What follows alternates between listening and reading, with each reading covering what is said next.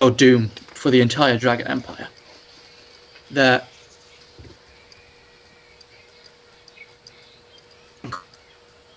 along. All right. Where do you think this appraisal could have gone? These what? The appraiser, the guy, the diplomat just talked to me about. I don't know, but is something. The dwarf survived, hasn't he? The dwarven overseer and his army. Yeah. Something doesn't make sense. The nearest fortress is maybe a week away, and an entire detachment got here in less than half of that. Yeah, are you talking about those guys with this man with the golden armor? With the shield, yes. His name's Overseer Fjorn. He's the dwarf that we invited down here. Now listen, I know who you are. I know the family that you belong to. Right. Diplomat, it's another name for less pleasant things that the Empire has me do. There are other deposits, better, bigger deposits of these gems, all around Greenshall and the Barrier Reaches, just up for grabs.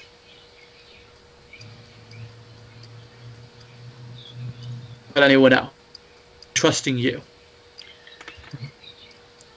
as a person of noble birth to keep these things from falling into the wrong hands, be they the elves, the dwarves, the archmage, the Prince of Shadows, anything. Just don't let them fall into the wrong hands. And he's feverishly, he sort of just collapses and goes back to sleep.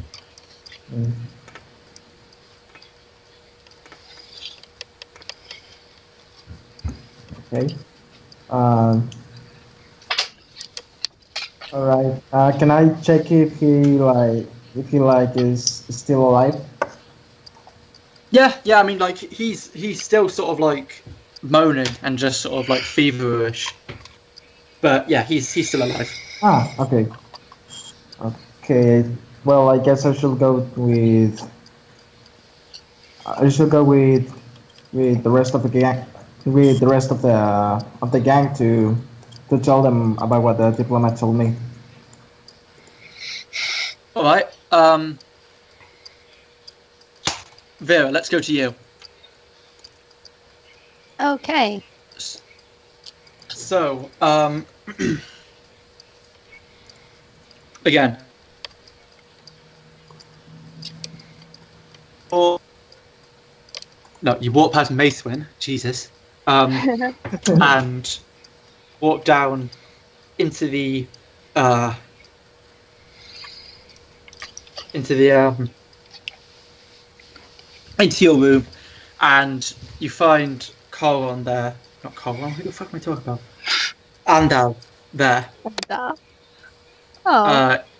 He's got some small plate of like, it's weird. It looks like some weird green, like it looks, whatever he's eating, it looks like the roots of like some plant, but they're all sort of like, they're like fluorescent, like green, and they're like slimy, and he's sort of like, are they like alive?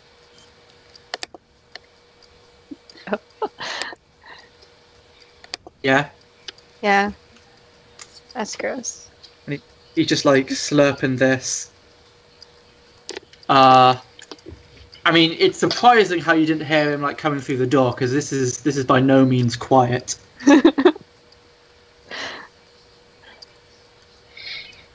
And Dell, so Maybe- scandalous, sneaking into a lady's room before her. I tease. So this is like the first time. This is the first time you've seen him since the ball, before the ball, right? Yeah. Right. Yeah. So he looks up, and he's chewing this, and he's like, "So, I ask you to discreetly gather information." And And- I make myself a friend of the entire like royal group of people. Is that not better? I have information.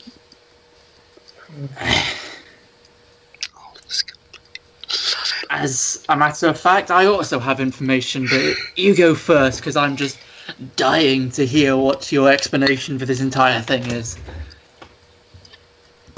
Well, most of this is your fault because you made me promise not to kill him.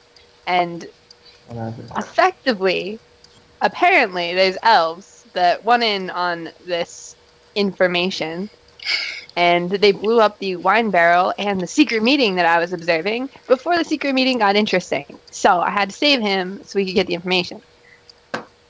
What was this secret meeting about? Do you know anything about glowing blue rocks that explode? And he's you see him eating, and like when you mention this, he just kind of stops, like freezes a bit. It's like a small hesitation. Then he swallows, and he's like,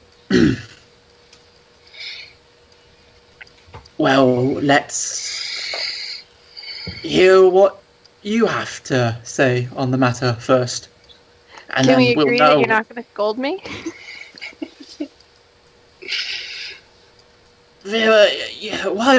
You're one of my favourite operatives. Why would I ever scold you for anything? That's He more says- like it. Tone dripping with sarcasm. That's more like I like to hear. Apparently, there are a bunch of stores in this area, which is why the dwarves are all touchy-feely about anybody being around here. And the ones they've found so far aren't even pure, and yet they can explode, entire basements. And you have to have a special bag to hold them so that they don't explode. Who has the bags? Guess for me. He reaches into his pocket and pulls out one of these bags. Oh, I'm going to applaud. yeah, when the dwarves came in and started confiscating everything they could see, I kind of wanted to see what they were so interested about, and I'm glad to say that I haven't lost my touch. But yes, you'll need one of those if you want to get one of the glowy rocks. And apparently, they only show up in really small groupings, I guess. And right now they're not very pure, so they're not very powerful. And Mr. Head of the We Loud people has stored a bunch of them somewhere. My guess is he would have at least one on his person, but that's just me assuming that he's arrogant. I did some background on these guys.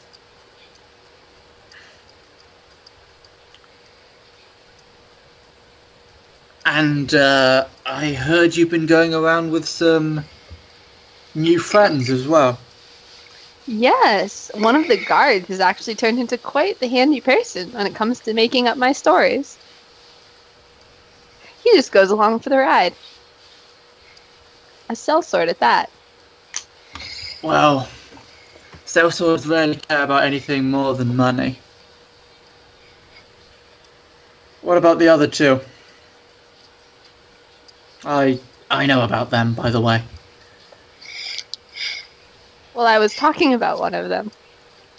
But so apparently, so there's Wait, two were you sellswords. were you talking about Aiden or Jant? Aiden. Right. Okay then. And the other one fell out of a tree. Fell out of a tree.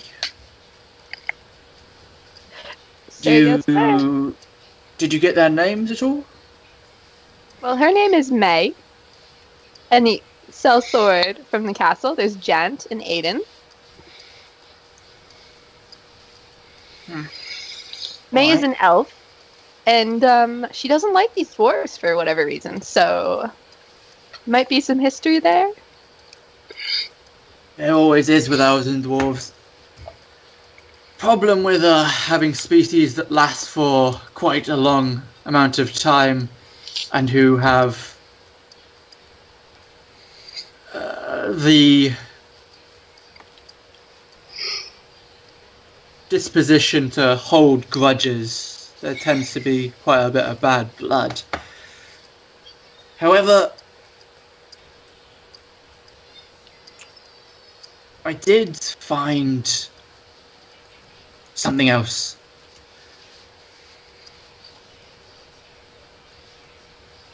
Ooh, you tell. The assassin that interrupted your meeting with the party. dwarves. Yes. She didn't happen to be a drow by any chance, did she? She did happen to be a drow, and she knew me, so... How'd she know you? You know, my little stunt with the pet of a certain someone. Yeah, I remember that. She happened to use, spiders? Everywhere. Made me think of your dinner. Well, that's quite a coincidence, actually, because, well, this does actually happen to be roasted, spiced spider innards. And he takes another slurp of this green thing. And you wouldn't believe where I found them. And there's I don't know, were they roasted on a basement wall? These particular ones, no, they were actually with a very interesting drow woman.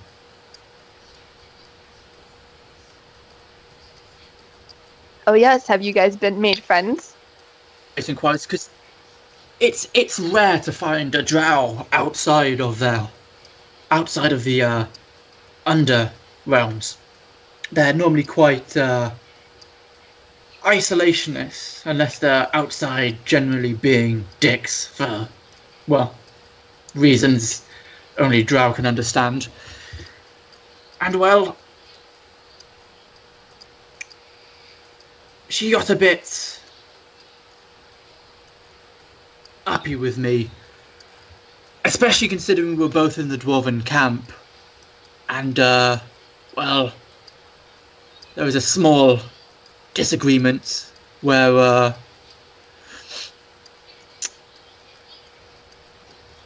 well, anyway, to cut a long story short, and he just, like, boots this sort of, like, it's a tiny sort of, like, cupboard, like, in your room. It's sort of like a little, footlocker.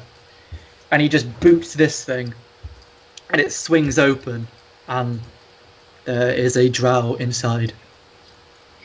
Are you going to eat her innards too?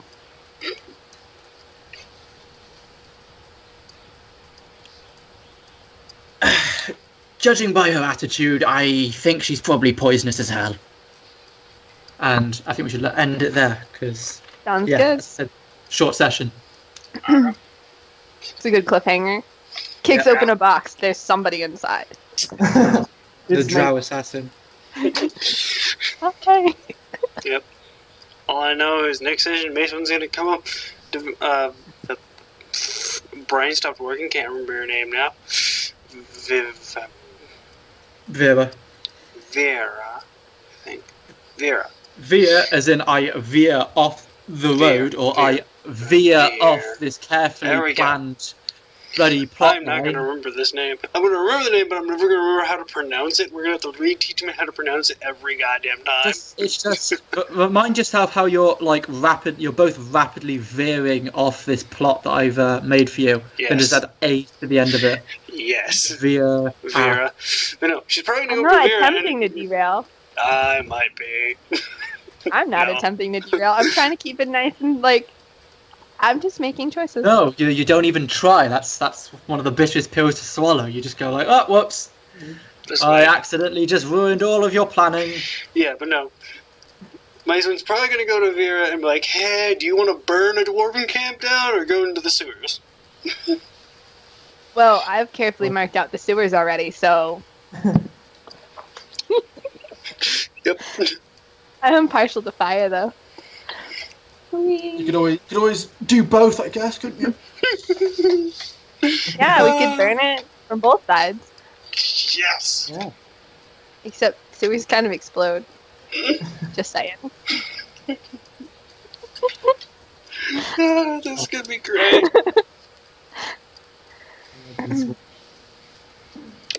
I want to go visit Mr. Shadow. Mr. Shadow.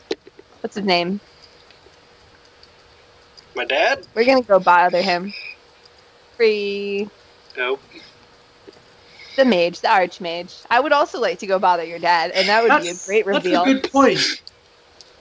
That's a good point. Vera, have you ever met the Prince of Shadows? I have a good relationship with them and 2 points in it. I don't know. Yeah, I mean, Have the thing is, like, this is like you can pretty much just like I would make like up- to make say up whatever yes shit you because want, I like- feel like we would be like best bud, and he would be like the planning person, and I would just be the person that's like, "Oh, how's it going? I found a Yeah, thing. It blows up." A lot of the deals with this relationship roll. If you roll a relationship die and you get 5 or a 6, just feel free to chime in and say like, "Oh yeah, I know this guy for whatever reason." Because one, it saves me like coming up with a whole new character who's just appeared out of nowhere. Yeah, so with my 5, we'll just say the dwarf knows me. That fucking Ferris dude. Well, no, that was for the elf. God damn it, it don't work. Fuck. Nope. Like, yeah, I mean, feel free to just say that whatever. If like I don't have if you roll something at the beginning of the session and you have an idea, just throw it in, because I said this at the beginning. A lot of this world is built by the players. Like, Yep, that's why I love 13th Age. 13th Age is fucking yeah, great. I say like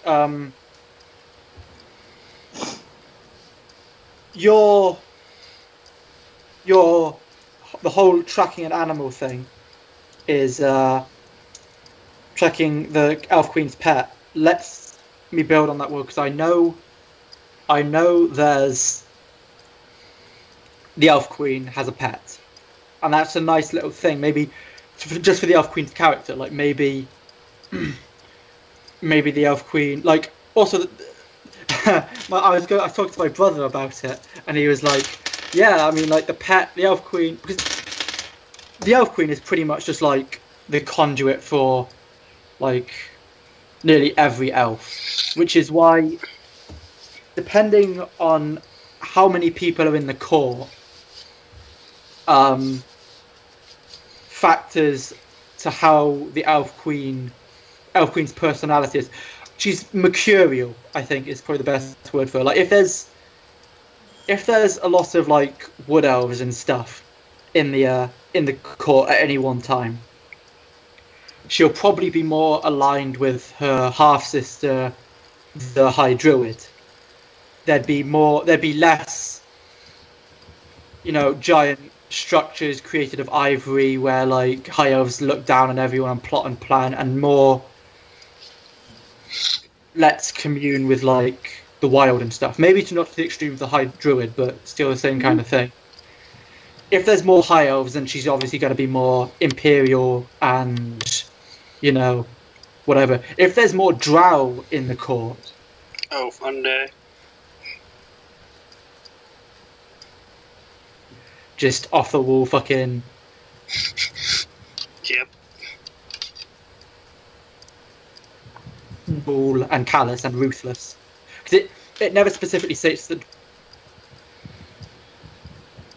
Oh, they're pretty dickish in most of what they do.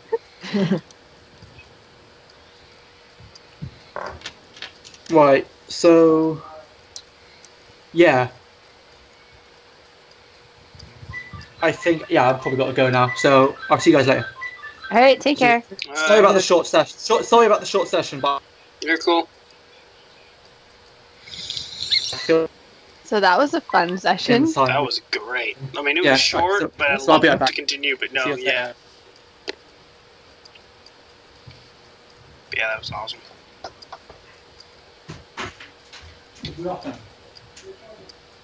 We'll see you guys. Later. I better close. Oh, I gotta stop broadcasting. I only fucking forgot to broadcast, so I did only like a few of that. Son of a bitch. I recorded some, and I Yeah. should have better audio this time. Yeah, I And I got won't your. make it one